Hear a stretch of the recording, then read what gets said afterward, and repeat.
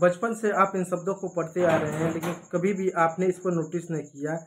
जैसे यहाँ पर कार है, नेम है, कैट है, इन शब्दों को तो आपने बचपन से पढ़ा, लेकिन क्या आपने कभी ए पर नोटिस किया कि यहाँ पर कार में जो ए है इसको आप हमेशा आ पढ़ते आ रहे हैं, जबकि नेम में जो ए है इसको आप हमेशा ए की मात्रा पढ़ते आ रहे हैं, और कैट में जो ए है इसको आप हमेशा ए की मात्रा पढ़ते आ रहे हैं। और ये शब्द हमको बचपन से रटाया गया है, कार, नेम, कैट, लेकिन कभी भी हमारा दिमाग नहीं गया कि कभी हम ए को आ पढ़ रहे हैं तो कभी ए को ए बोल रहे हैं, कभी आई बोल रहे हैं। ऐसा क्यों? आज के इस वीडियो में हम जानेंगे। यहाँ पर कुछ और भी शब्द हैं जिनका उच्चारण करके दे सकते हैं, जैसे star, game, bat, heart, face, man. आज इनको जानेंगे कि आखिर ऐसा उच्चारण क्यों, शब्द में एक है लेकिन उच्चारण अनेक क्यों है। बचपन से आपको इसको भी रटवाया गया है, याद करवाया गया, पढ़ाया गया है कि जो आपके अंग्रेजी होते हैं, जो लेटर होते हैं, उसमें टोटल कितने लेटर होते हैं? 26। इन 26 में से हमारे 5 क्या होते हैं? स्वर होते हैं, और 21 जो बच गए उनको हम व्यंजक यानी कॉन्सोनेंट कहते हैं। तो जो आपका स्वर यानी जो वेवल्स होता है, ये 5 आपका होता है, ए, ई, आई, ओ, यू। और इसमें नया क्या है? हम तो इसको बचपन से पढ़ते आ रहे हैं। तो देखिए दोस्तों, ये जो स्वर होता है ए, ई, आई, ओ, यू, इन पांचों के आधार पर हम क्या करते हैं? अंग्रेजी को पढ़ते हैं। और ये जितने भी यहाँ पर आपके लेटर हैं, इन लेटरों के आपके अपने अलग अलग उच्चारण हैं। जैसे हम बात करते हैं ए के, तो ए के 11 उच्चारण होते हैं। जैसे यहाँ पर मैंने 3 उच्चारण लिखे, ए के ऐसे 11 उच्चारण होते हैं कि हम ए को अ भी पढ़ते हैं, आ भी पढ़ते हैं, ए भी पढ़ते हैं, ऐ भी पढ़ते हैं, औ भी पढ़ते हैं, और बहुत कुछ पढ़ते हैं।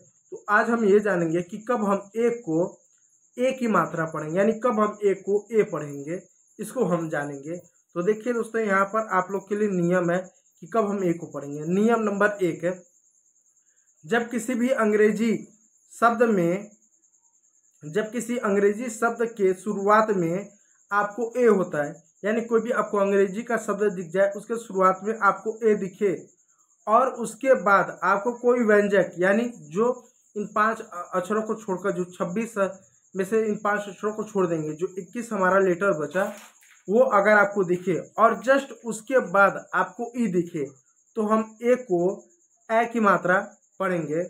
कंडीशन को याद रखिएगा, अंग्रेजी का कोई भी आपको शब्द मिले, शुरुआत में ए हो, बीच में आपका एक व्यंजक हो, और उसके बाद ई हो, तो हम उसको क्या पढ़ेंगे? उसको जो है हम ए की मात्रा पढ़ेंगे। जैसे कुछ एग्जाम्पल देखते हैं। जैसे एग्जाम्पल नंबर उदाहरण 1 लेते हैं। जैसे केक, केक में क्या है? हमको ए दिखा, उसके जस्ट ये बीच में क्या है? के दिखा, तो के क्या है? व्यंजक है, अंत में ई है, इसलिए हमने केक पढ़ा, काक नहीं पढ़ा, कैक नहीं पढ़ा। जैसे मेक, ए है, ए के बाद क्या? के है, उसके बाद ई है, तो ए और ई दोनों बीच में क्या? आपको एक व्यंजक दिखने मिला। जैसे लेट, हमने इसको लेट क्यों पढ़ा? क्योंकि ए है, उसके बाद ई भी है, बीच में क्या? इनके एक व्यंजक है। जैसे आप देख सकते हैं नेम, हमने नेम क्यों पढ़ा? क्योंकि ए है, बीच में क्या? आपका एक जो है व्यंजक है, उसके बाद ई है।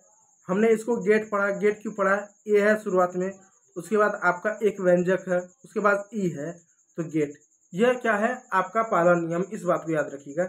ए के बाद कोई व्यंजक हो, उसके बाद ई हो, तो ए का उच्चारण ए की मात्रा के रूप में होता है, इसको याद रखिएगा।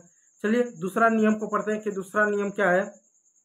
जब अंग्रेजी के किसी भी शब्द में ए आई आए, आर्टिफिशियल इंटेलिजेंट नहीं, ए आई आए, जस्ट आए, ए वाई आए, तो उसका प्रयोग, ए का प्रयोग आई के उच्चारण के रूप में होता है। एग्जाम्पल से समझते हैं। जैसे रैन, रैन में आपको ए आई देखने को मिला।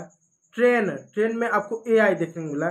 पेन, पेन में पेन मीन्स दर्द, वो वाला पेन नहीं, पेन दर्द, ए आई देखने को मिला। जैसे ब्रेन, ब्रेन में ए आई देखने को मिला। तो इन सब में आपने ए का उच्चारण किया, सब में ए का उच्चारण किया, सब में आपने ए का उच्चारण किया, कारण ए आई आ रहा।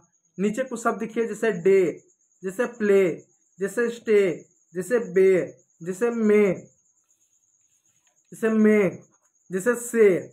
आपको कुछ शब्द देखने को मिला। यहाँ पर आपने ए की मात्रा पढ़ा, सब में ए की मात्रा पढ़ा, सब में ए की मात्रा पढ़ा। कारण क्यों? कारण क्या आपने ए की मात्रा पढ़ा? कारण है सब में ए वाई है। डे, प्ले, स्टे, बे, मे, से आदि शब्द। तो यहाँ पर हमने ए की मात्रा पढ़ेंगे, इसको याद रखिएगा। यदि वीडियो अच्छा लगा तो लाइक कीजिएगा, चैनल को सब्सक्राइब कीजिएगा। वीडियो देखने के लिए बहुत बहुत धन्यवाद।